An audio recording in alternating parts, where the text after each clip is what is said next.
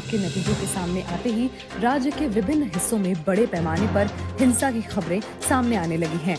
BJP का आरोप है कि चुनाव में अप्रत्याशित जीत के बाद टीएमसी के समर्थकों ने जगह जगह पार्टी कार्यकर्ताओं पर हमले शुरू कर दिए हैं। दूसरी ओर टीएमसी ने इसे बीजेपी की अंतर्कलह का नतीजा बताया है। प्रधानमंत्री नरेंद्र मोदी ने फोन पर राज्यपाल जगदीप धनखड़ से बातचीत में हिंसा से उपजी हालात का जायजा लिया। उन्होंने राज्य में जारी हिंसा पर गहरी चिंता जताई है। खुद राज्यपाल ने अपने एक ट्वीट में इसकी जानकारी दी है। रविवार को चुनाव के नतीजे सामने आने के बाद से ही सोशल मीडिया पर बड़े पैमाने पर हिंसा की तस्वीरों और वीडियो के साथ तमाम दावे किए जा रहे हैं। ऐसी पोस्ट और ट्वीट्स की तादाद इतनी ज्यादा है कि स्वतंत्र रूप से इनकी पुष्टि करना संभव नहीं है।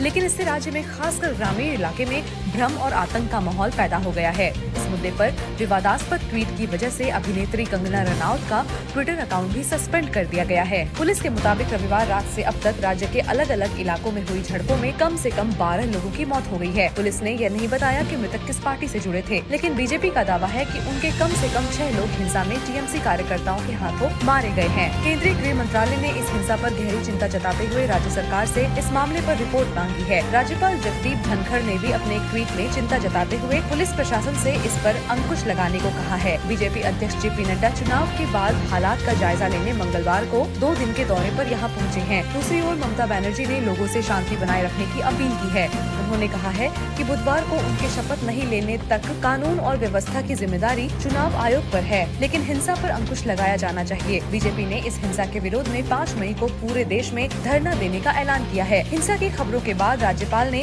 सोमवार शाम को पुलिस महानिदेशक नीरज नयन पांडे और कोलकाता पुलिस के आयुक्त सौमेन मित्र के अलावा गृह सचिव हरिकृष्ण द्विवेदी के साथ बैठक में परिस्थिति की समीक्षा की और जरूरी कदम उठाने का निर्देश दिया है। दूसरी ओर बीजेपी के प्रदेश अध्यक्ष दिलीप घोष सवाल करते हैं, आखिर इतनी बड़ी जीत के बावजूद हिंसा क्यों हो रही है? पुलिस के सामने ही हमले हो रहे हैं, लेकिन वह मूक दर्शक बनी हुई है। अगर मुख्यमंत्री इसकी जिम्मेदारी नहीं लेती तो कौन लेगा? टीएमसी नेता शोभदेव चैटर्जी कहते हैं, बीजेपी ने पूर्व बर्दवान में हमारे 3 समर्थकों की हत्या कर दी है। इसके अलावा हुगली जिले के खानाकुल में टीएमसी नेता देबू प्रमाणिक की हत्या कर दी है। वैसे पूर्व बर्दवान जिले में भड़की हिंसा में जिन 4 लोगों की मौत हुई है, उनमें एक महिला भी शामिल है। बर्दवान के अतिरिक्त पुलिस अधीक्षक कल्याण सिंह राय बताते हैं, हिंसा में एक महिला समेत 4 लोगों की मौत हुई है। फिलहाल हम इस मामले की जाँच कर रहे हैं। अब तक 6 लोगों को गिरफ्तार किया गया है। हिंसा की खबरें राज्य के विभिन्न हिस्सों से आ रही हैं। इनमें नदिया और बर्दवान के अलावा हुगली और मेदिनीपुर जैसे जिले भी शामिल हैं। बीजेपी नेता दिलीप घोष कहते हैं, टीएमसी समर्थकों ने नदिया के उत्तम घोष नामक एक कार्यकर्ता की हत्या कर दी है। हालांकि टीएमसी ने उनके दावे को खारिज कर दिया है। कूच बिहार जिले के शीतलकुची इलाके में मानिक मैत्र नामक एक युवक की गोली लगने से मौत के बाद टीएमसी और बीजेपी के नेता उसे अपना समर्थक होने का दावा करते रहे, लेकिन मृतक के चाचा कार्तिक मैत्र ने कहा, मानिक किसी भी राजनीतिक पार्टी से नहीं जुड़ा था। पुलिस ने बताया कि 24 परगना जिले के कदमगाछी इलाके में हसनूर नामक एक आईएसएफ कार्यकर्ता की हत्या हो गई, लेकिन अब तक किसी की गिरफ्तारी नहीं हुई है। जिले के कई इलाकों में घरों में लूटपाट की शिकायतें भी सामने आ गई हैं। बीजेपी नेता दिलीप घोष कहते हैं, चुनावी नतीजों के बाद भी टीएमसी के लोगों ने पूरे राज्य में आतंक मचा रखा है। पार्टी अध्यक्ष जेपी नड्डा अपने दौरे में पीड़ित परिवारों से मुलाकात करेंगे। हम इस आतंक के खिलाफ बड़े पैमाने पर आंदोलन करेंगे। सीपीएम के दूसरे नेताओं ने भी पार्टी के दफ्तरों में कथित तोड़फोड़ की तस्वीरों के साथ ऐसे ही ट्वीट किए हैं।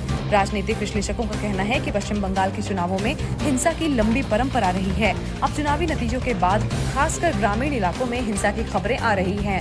विश्लेषक प्रोफेसर समीरन पाल कहते हैं, राज्य में हालांकि अब भी केंद्रीय बलों की 200 से ज्यादा कंपनियां तैनात हैं, बावजूद इसके हिंसा होना चिंता का विषय है।